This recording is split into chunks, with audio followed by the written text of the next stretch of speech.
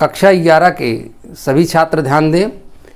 Chapter 5 गैसीय और द्रव और गैसीय अवस्था पाठ के अंतर्गत पिछले वीडियो में हम आपको बायल का नियम, चार्ल्स का नियम, गै-लुसाक के गैसीय नियम और एवोगैड्रो नियम के बारे में वीडियो भेजा था।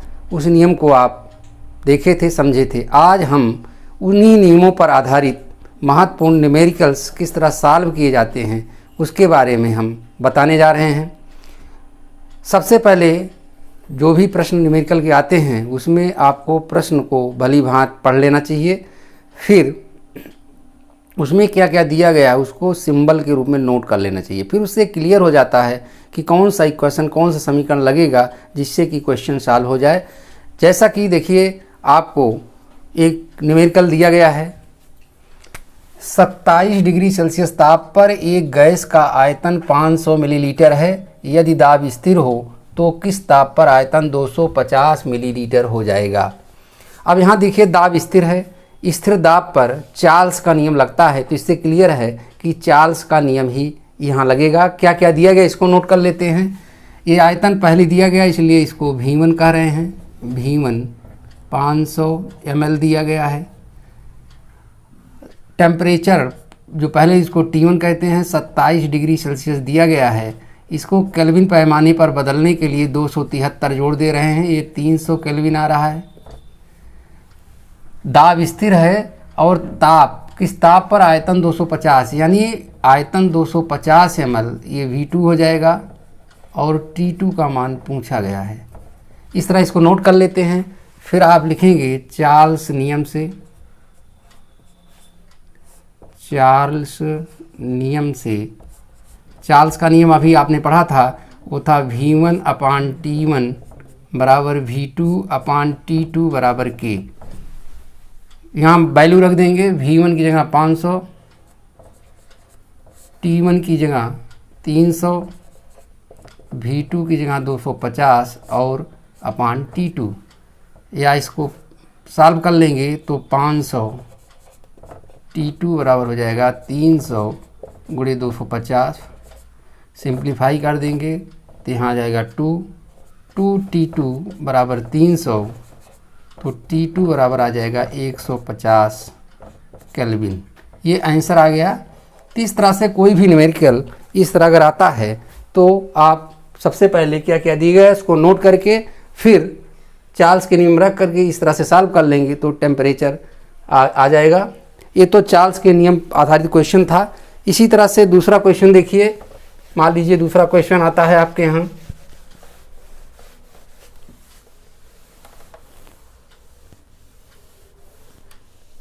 दूसरा क्वेश्चन देखिए, क्वेश्चन नंबर 2 देखिए। स्थिर ताप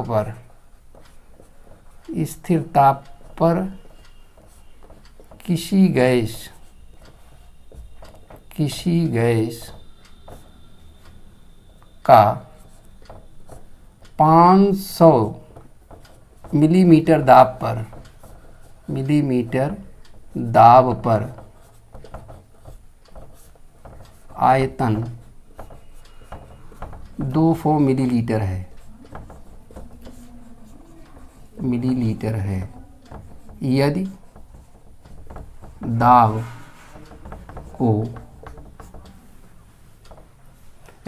को 250 मिलीमीटर कर दें तो गैस का आयतन क्या होगा। गैस का आयतन क्या होगा, यह प्रश्न है। यहाँ सबसे पहले देखिए स्थिर तापक्रम है, स्थिर तापक्रम पर बायल का नियम लागू होता है, तो यहाँ बायल का नियम लागू होगा, क्लियर हो जाना चाहिए। यहाँ दिया क्या क्या गया है, यहाँ दाब P1 दिया गया है 500 mm, आयतन V1 दिया गया है 200 ml और फिर P2 का मान दिया गया है 250 mm और V2 पूछा गया है, आयतन पूछा गया। इस तरह से आप नोट कर लेते हैं, इससे बार बार प्रश्न को पढ़ने की आवश्यकता नहीं होती। फिर आप बायल का नियम लगा दीजिए, बायल नियम से, बायल नियम आपने पढ़ा था, बायल नियम था P1 V1 बराबर P2 B2 बराबर K। यहाँ मान रख दीजिए 500 गुणे 200 आ गया P2 250 गुणे V2 याद करना है, सिंप्लीफाई कर देते हैं। V2 बराबर आ गया 400 ml, माने इसका आयतन 400 मिलीलीटर हो जाएगा। इस तरह से ये बायल के नियम पर आधारित प्रश्न था। सबसे पहले आपने नोट कर लिया क्या क्या दिया गया, उसके आधार पर आपने सूत्र रखा, सूत्र में इसका मान रखा, सिंप्लीफाई कर लिया, आंसर आ गया। तो इस तरह से बायल के नियम पर आधारित अगर क्वेश्चन आता है इस तरह से आप सॉल्व कर सकते हैं। तो चार्ल्स के नियम पर आधारित क्वेश्चन देखा, बायल के नियम पर आधारित क्वेश्चन देखा। तीसरा क्वेश्चन देखिए,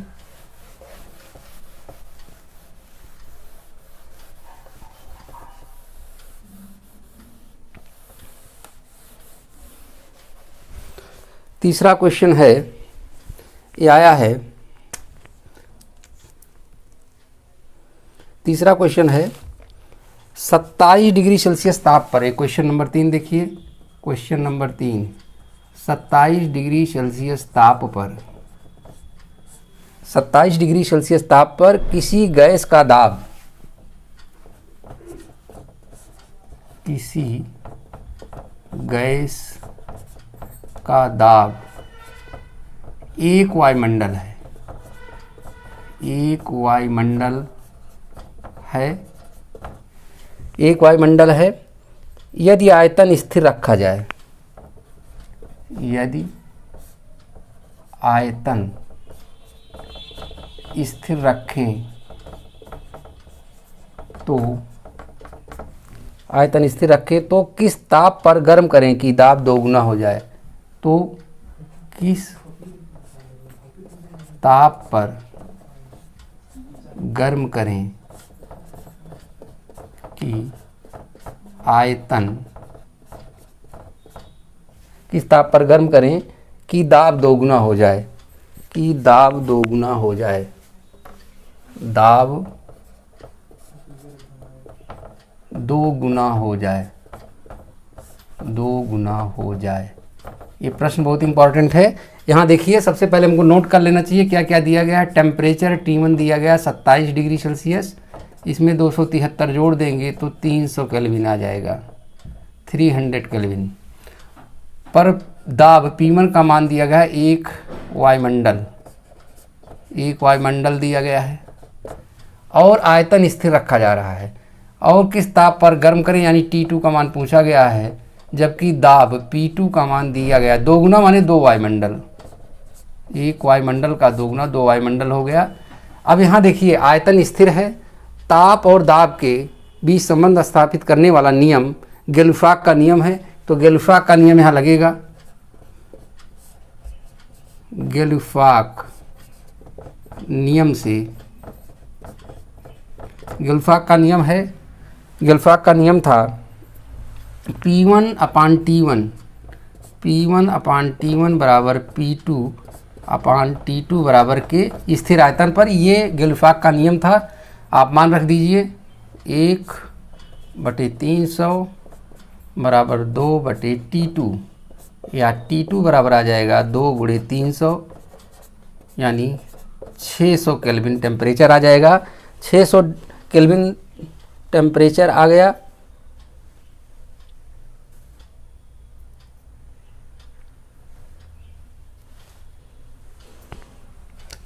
अगर इसको डिग्री सेल्सियस में बदलना है तो इसमें 273 माइनस कर देंगे तो डिग्री सेल्सियस पर ये आ जाएगा मान। इस तरह से गेलुफाक के नियम पर आधारित ये प्रश्न था जिसको आपने अभी सॉल्व किया। इसी प्रकार से अगले क्वेश्चन के बारे में चर्चा करते हैं। तो बायल के नियम पर आधारित क्वेश्चन हो गया, चार्ल्स के नियम पर आधारित क्वेश्चन किस तरह पूछा इसको मैंने करके दिखा दिया, और गेलुफाक के नियम पर आधारित क्वेश्चन किस तरह से आता है इसको भी मैंने करके दिखा दिया। अगर ताप स्थिर है तो जान लेना चाहिए बायल का नियम लगेगा, दाब स्थिर है तो चार्ल्स का नियम लगेगा, और आयतन स्थिर है तो गेलुफाक का नियम लगता है। इससे आप क्लियर हो जाते हैं कि कौन सा नियम, कौन सा सूत्र, फार्मूला अप्लाई किया जाए। इसी तरह से देखिए अगला क्वेश्चन है,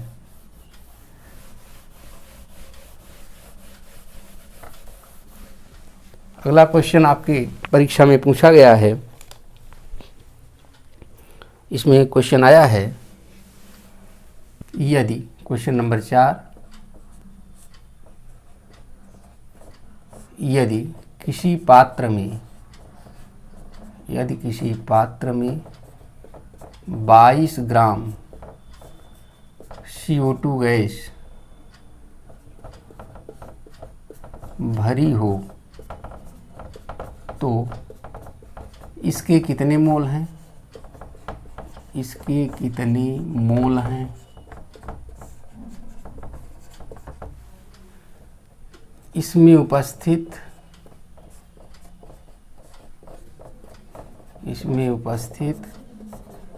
कणों की संख्या और NTP पर आयतन ज्ञात करो। NTP पर आयतन क्या होगा? ये प्रश्न है। ये प्रश्न एवोगैड्रो हाइपोथेसिस पर रिलेटिव है। आवागार्दो की परिकल्पना पर संबंधित सवाल है। सबसे पहले आप मोलों की संख्या निकाल लीजिए। CO2 के मोल हो जाएंगे भार बटे अनुभार। भार 22 ग्राम दिया गया है। CO2 का अनुभार निकालेंगे तो 44 आ जाएगा, क्योंकि CO2 का अनुभार बराबर हो जाएगा C का 12 और O का +2 × 16, तो ये आ गया 12 + 32, ये आ गया 44 आ गया, 44 आ गया। इससे आ गया 1/2 यानी 0.5 मोल। एक आंसर आ गया कि इसके 0.5 मोल उपस्थित है। चूँकि आप जानते हैं ये एवोगैड्रो नंबर होता है कि एक मोल में उपस्थित कणों की संख्या, 1 मोल CO2 में उपस्थित कणों की संख्या बराबर किसी भी पदार्थ के 1 मोल में 6.023 × 10⁻23 कण उपस्थित होते हैं। इस नंबर को एवोगैड्रो नंबर कहा जाता है। तो ये हो जाएगा 6.023 × 10⁻23 कण। इसलिए 0.5 मोल में कितना उपस्थित होगा ये निकाल सकते हैं। 0.23 10⁻23 × 0.5, ये आ जाएगा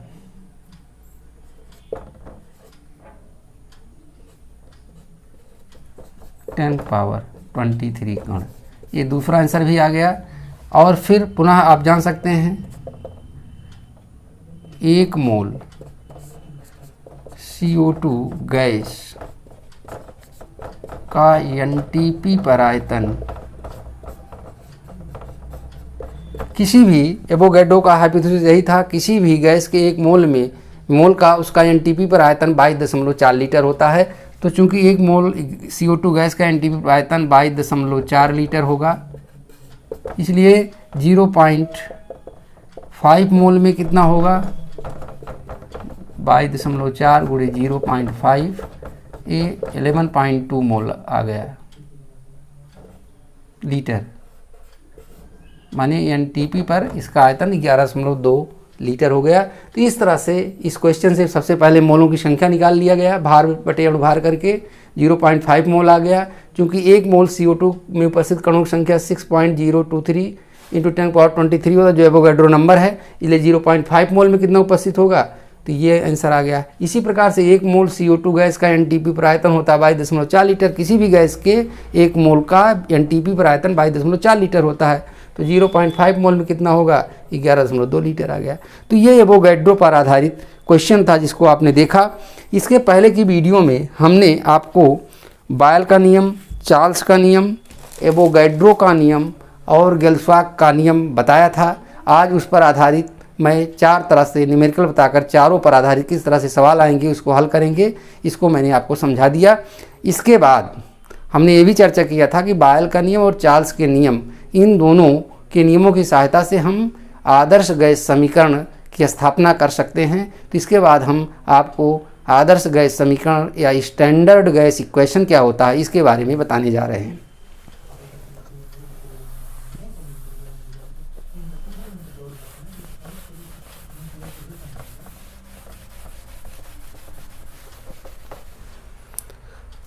आदर्श गैस समीकरण,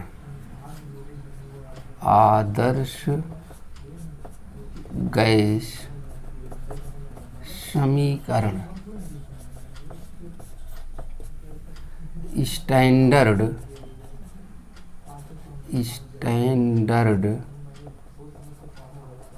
gas equation, standard gas equation.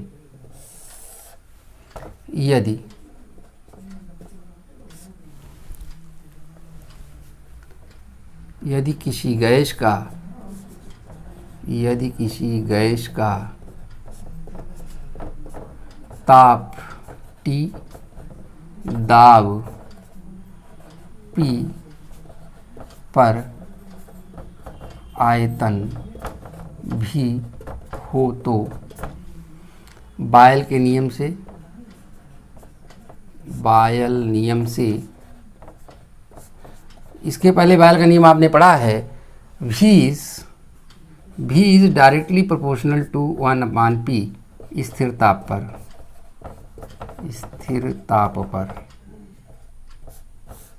एक क्वेश्चन फर्स्ट हो गया। इसी तरह से चार्ल्स नियम आपने पढ़ा है, चार्ल्स का नियम था V is directly proportional to T स्थिर दाब पर। एक क्वेश्चन 2 है, दोनों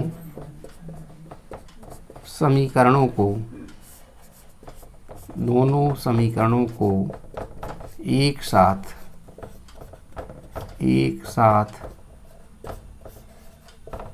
लिखने पर आ जाएगा V is directly proportional to T/P, या आप कह सकते हैं V इक्वल टू RT/P या PV बराबर RT।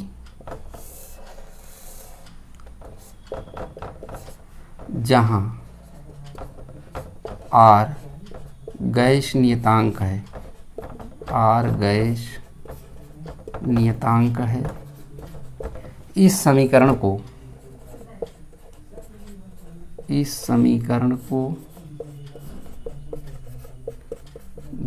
समीकरण कहते हैं,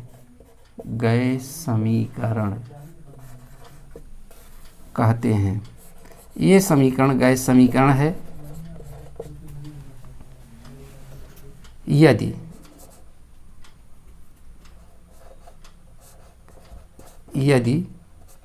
इस गैस के स्मॉल n मोल उपस्थित हों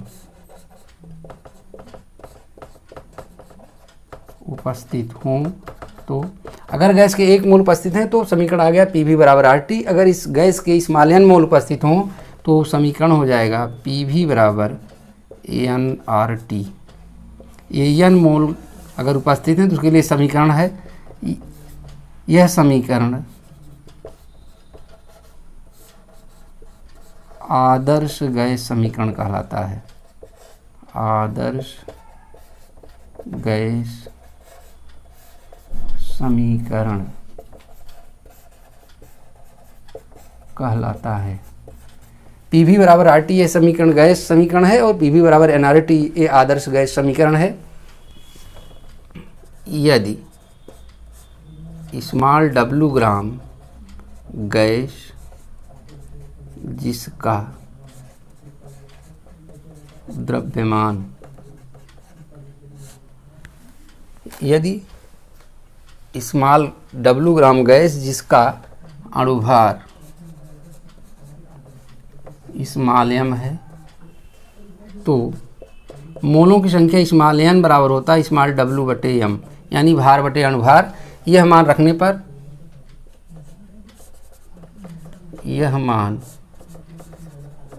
पर ये समीकरण हो जाएगा PV बराबर W/m RT। तो आदर्श गैस समीकरण का एक रूप ये भी हो गया PV बराबर W/m RT, जहाँ भार गैस का भार और अणुभार दिया रहे उस स्थिति में इस समीकरण का प्रयोग करके हम ताप दाब ज्ञात कर सकते हैं।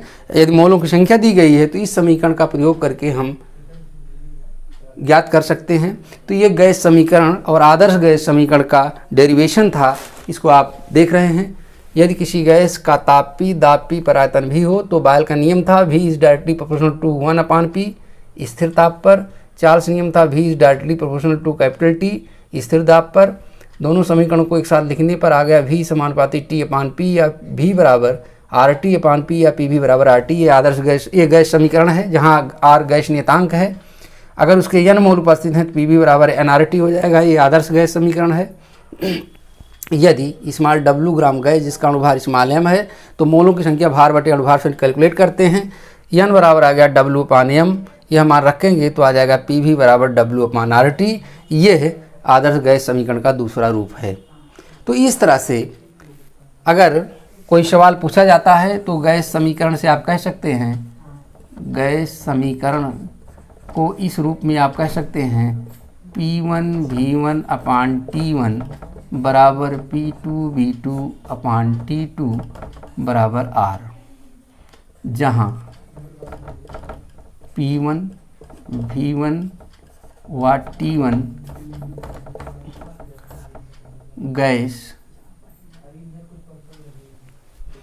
गैस का कंडीशन फर्स्ट में मान है, जबकि P2V2 व T2 दूसरी अवस्था का मान है।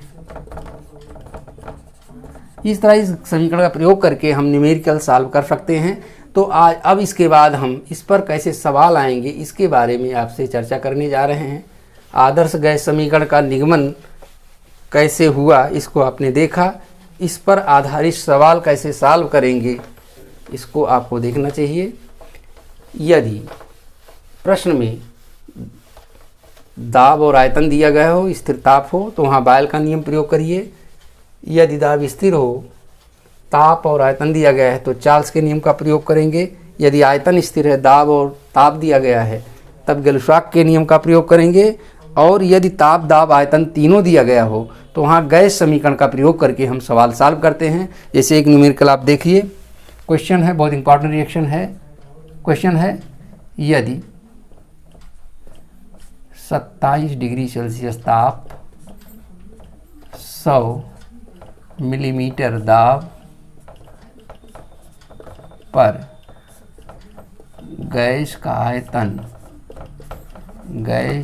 आयतन 200 मिलीलीटर हो तो 127 डिग्री सेल्सियस ताप तथा 200 मिलीमीटर दाब पर उस गैस का आयतन क्या होगा, आयतन क्या होगा। इस तरह से क्वेश्चन आया, मान लीजिए। इसको सबसे पहले सिंबल के रूप में नोट कर लीजिए क्या क्या दिया गया। जो पहले दिए उसको P1 V1 T1, जो बाद में दिया गया P2 V2 T2 होगा। तो T1 दिया गया है 27 डिग्री सेल्सियस, इसमें 273 जोड़ देंगे तो परम केल्विन पैमाने पर आ जाएगा, 300 केल्विन आ गया। P1 का मान दिया गया है 100 mm, आयतन V1 दिया गया है 200 ml। फिर T2 टेम्परेचर 127 डिग्री सेल्सियस दिया गया, 273 जोड़ दीजिए, 400 केल्विन आ गया। P2 का मान दिया गया है 200 mm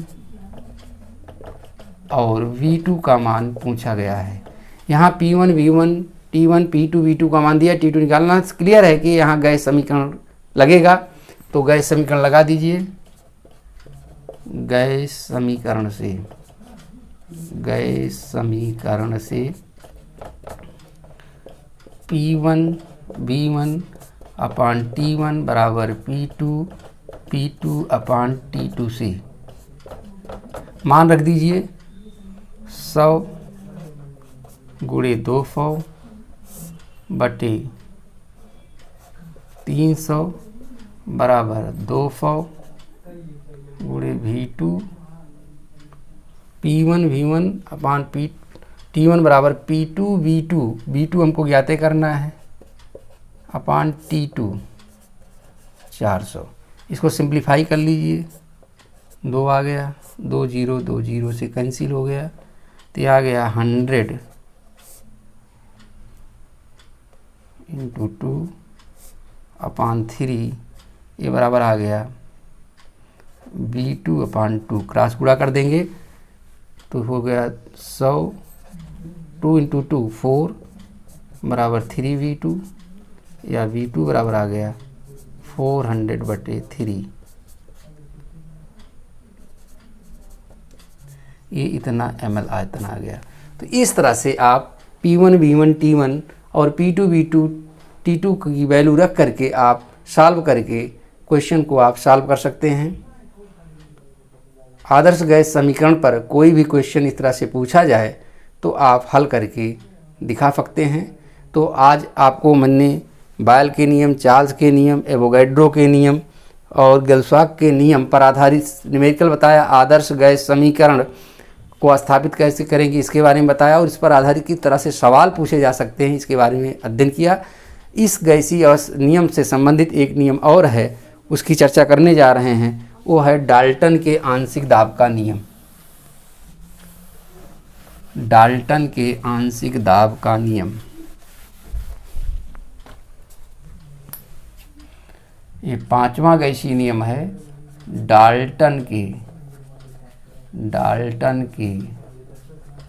आंशिक दाब का नियम। डाल्टन के आंशिक दाब का नियम, ये नियम भी बहुत इंपॉर्टेंट है। ये नियम है क्या? डाल्टन ने बताया था कि परस्पर रासायनिक अभिक्रिया न करने वाली 2 या 2 से अधिक गैसों को यदि किसी पात्र में बंद कर दें तो उनका जो संयुक्त दाब होगा उनके आंशिक दाब के योग के बराबर होगा। यही डाल्टन के आंशिक दाब का नियम है। यानी आप लिख सकते हैं इनके अनुसार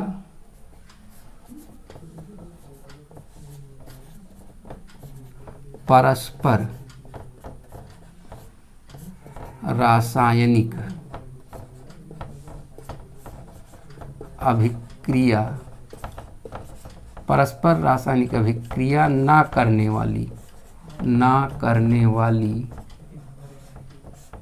2 या 2 से अधिक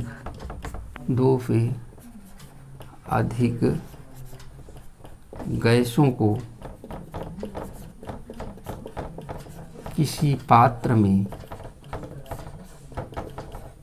किसी पात्र में बंद करने पर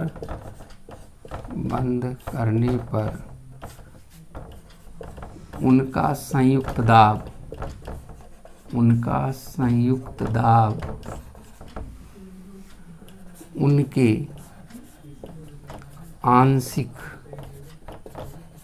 उनके आंशिक दाब के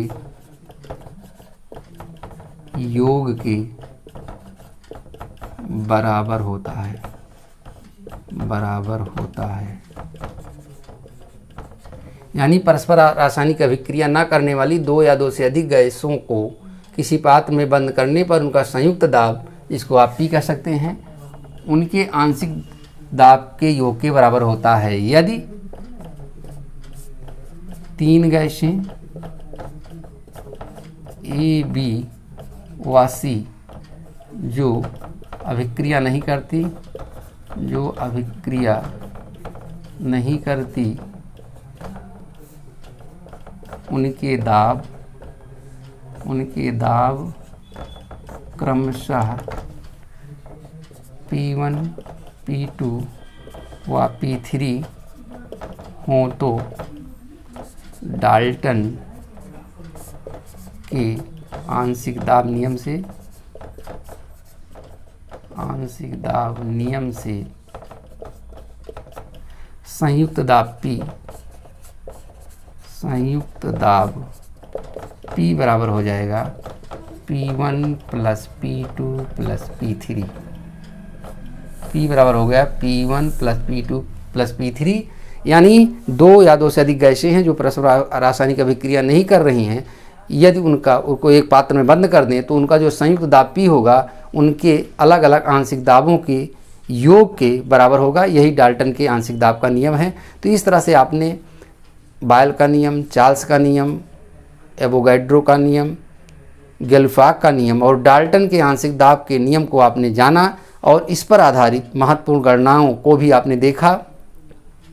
इन नियमों को आप तैयार कर लेंगे तो या तो फिर नियम या फिर इस पर आधारित गणनाएं आपके आगामी परीक्षाओं में पूछी गई होंगी और आप लोग इसको तैयार कर लेंगे तो आपके लिए अच्छा होगा।